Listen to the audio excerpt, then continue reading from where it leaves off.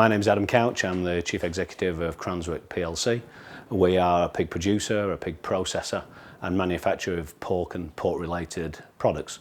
We sell to the UK retail trade as well as to our global customer base. Our talk is the future of British pig meat. What future does it have, how we promote pig meat and how we can make the product relevant in the future. That there is confidence in the sector, that we believe we have a strong proposition both from a UK point of view but also from an international point of view, and that we have confidence despite the headwinds that are facing us with Brexit looming, and how we can adapt our products to make it more relevant in the future, not just for today but in going forward as well, not just on the home stage but on the European as well as world stage. And thank you for inviting me here today. Please lose my number in future, but I really appreciate being invited here. For the avoidance of doubt, I was the 1% processor on the first question. At risk of being as popular as a pork pie at a bar mitzvah, I will press on in any event. The remit I was given today was for the future of the British pork industry. But I thought it was important to give you an agenda as regarding where Cranswick is and what Cranswick does, understanding that many people in the room may not be familiar with us. We are involved in the wider supply and processing of pigs, as you will all recall, and we are looking also at driving up UK consumption of pork, which we've had very good success with to date. What are Cranswick? We are a leading fresh producer. We grow our own pigs, we process pigs, and we aim to add value in the marketplace. With a strong position in the premium sector, we look to achieve this through differentiation through our growth. And today, we operate through 15 manufacturing sites, employing almost 10,000 staff.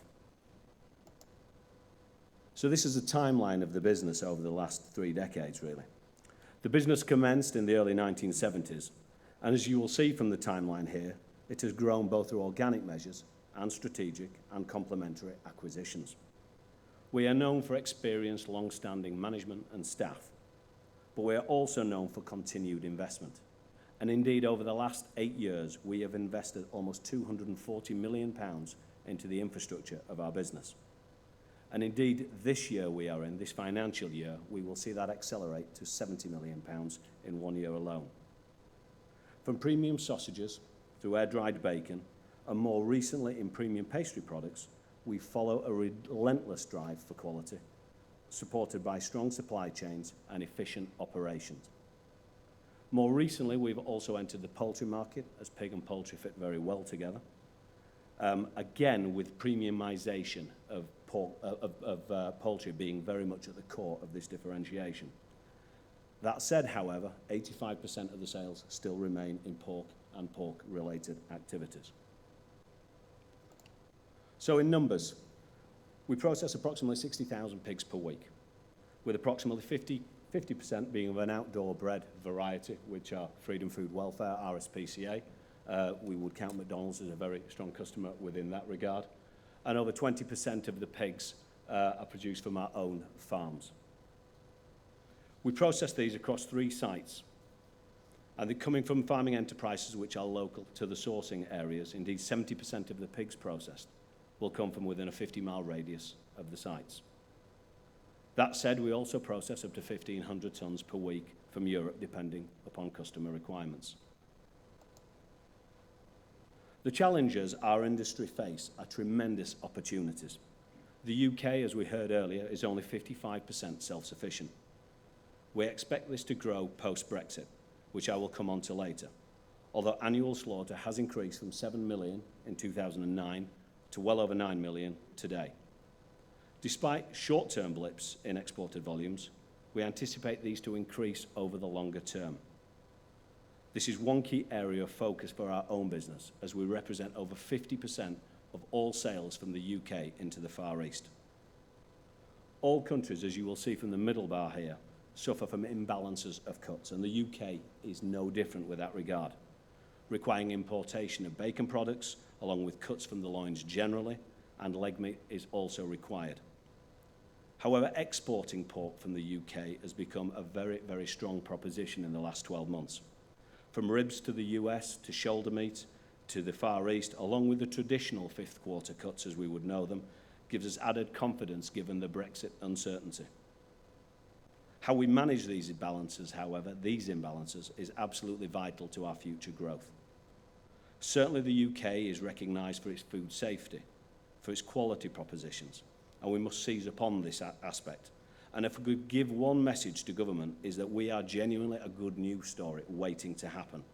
Just help us gain access to these markets, and we will simply do the rest. Our research indicates a willingness for British provenance. Recent retailer moves in the UK to follow an entirely British forward-thinking approach will be followed by others, we are sure. And this will restrict supply maybe in the short term, but does give added confidence to the sector, and quiet expansion is now occurring. If we look here, the chart on the left here indicates per capita consumption of pork in kilo terms for the UK, across all channels from food service to retail and food to go occasions. And despite talk of consumer reduction in meat consumption, and we heard earlier, you can clearly see there is an overall trend for growth. Chicken does continue to dominate, but pork is to be seen in the same light of the versatility, health and value proposition. With regard to versatility, we see the success of smokehouse and barbecue offerings. Indeed, at the premium end, we have seen the recovery of the sausage and bacon volumes following the WHO report. And of course, at the premium end, this does rely on British meat. But I would urge that more needs to be done to extol the health benefits of pork. We know that it's a vital source of protein. It's rich in vitamins B1, B3, B6, B12, and however many other Bs that are out there. But it does need pushing that point home. We are bombarded day after day with negative comments regarding meat, and there are some very positive messages that we can really push the agenda forward. The graph on the right highlights the consumption of pig meat compared to Europe. As can be seen, it is much lower than this, but we see this as a real opportunity for growing that pork agenda. A bit of a congested map, this, but if you look at the commercial environment just for a moment, the top left graph indicates a significant narrowing of prices relative to EU, and this is certainly true post the Brexit era. But whilst the gap has narrowed, the UK prices remain the highest in Europe, and we shouldn't ignore that. The versatility and value proposition is well in the top right, and how competitive it is, certainly relative to poultry, but also even more so against beef and lamb. The pie chart on the bottom right really does demonstrate how versatile pork is as a protein, and indeed it is the most versatile of all proteins. One of the key challenges we need to overcome is the current perception of pork and the understanding from the traditional meat and two veg variety, and put it into a more relevant offering. Whilst these traditional meals are important, in fact they represent over 50% of all the meal occasions, they are in long-term decline. So more modern repertoires have to be achieved. Other proteins have done this, and indeed in other areas, even in other carbs, potatoes have been replaced by pasta and rice and the likes. So we must keep our offer relevant. To that end, we've got to sell the meal and not the meat. We must ensure a compelling reason for consumers to purchase pork. A consistent message is imperative. And although this may look a very short video, it's some work we have been working on very closely with our marketing departments to make it more and more relevant to the modern consumer. I hope. Maybe not. No?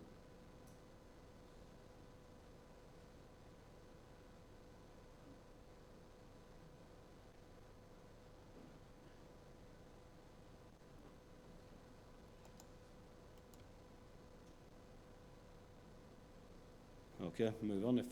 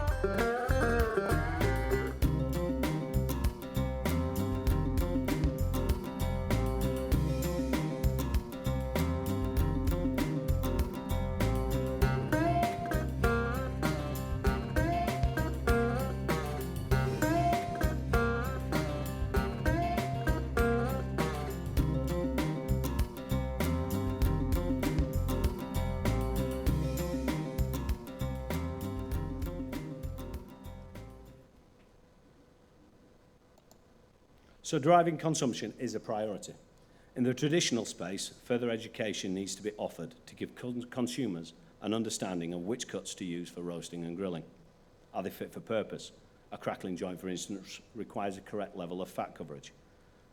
In modern meal solutions, we're working with retailers to find meal occasions much akin to those recognised with fajitas and stir-fry, which are closer associated with chicken and beef, but pork can easily be adapted. And back onto the health benefits, the US used to have a slogan back in the 1980s of pork being the alternative white meat, had dramatic improvements on sales within that environment. And the high visual lean of medallions and fillets certainly lend themselves to the high protein consumption that is certainly vogue today. Most of all, though, the versatility of pork as a flavour carrier works across many different formats and cuisines. This versatility has seen slow cook and sous vide grow in popularity, and the retail market today is worth £200 million in that variety, and this is dominated by pork. And of course, premium sausage and bacon is a preserve of UK pig meat and demonstrates significant growth. To keep British pork at the forefront of the consumer and the customer's mindset, we must continue to differentiate. Much of this can be done through maximising our outdoor bread offering, enhancing our already enviable welfare record, whether indoor or outdoor, and being proud to push our British credentials, both at home and overseas. The trust and reputation we have for food safety and integrity is respected throughout the world. To this latter point, farm-to-fork traceability will be a key feature in providing the consumer with confidence of the products they purchase, and we intend to be at the forefront of technological developments with this regard. Our position on antibiotics needs clarity. We do need to recognise that their use is as little as possible, but as much as necessary for the welfare of our animals. Again, the UK is globally recognised for its technical and safety standards. BRC standards are globally recognised as the benchmark to this regard. And our work in developing fifth quarter sales for export has now developed further, and we find ourselves moving up the value chain. Indeed, we are now exporting retail pack products both to China and to New Zealand. But of course, the elephant in the room, in fact, you can't get into the room, it takes up the entire room, is Brexit. This is fundamentally our greatest challenge, and the new government needs to offer clarity of what a deal must look like, and a deal really does need to be done. Trade agreements must be reached if we are to continue trade both within Europe and without of Europe. Labour is also a key issue, with a large percentage of staff employed in the food and agri-sector overall, reliant on a European and an international trade. In fact, the food and agri-sector is the largest employer within the manufacturing sector. Underpinning all this, however, is a positiveness I would certainly advocate, that there is a demand for British pork and pork products, and we should not lose sight of this. So in summary, despite the many challenges, the future is definitely positive for the pork industry. Our product is good value, is strong provenance. It is recognised as being extremely versatile and safe from a global perspective. The industry works hard to stimulate demand and drive growth. We are rethinking the meal occasion and expect growth to come from these developments. We must continue to capitalise on the British reputation abroad. And finally, we would argue that the government, of whichever denomination, to promote our cause in what is a post-Brexit environment. Thank you very much.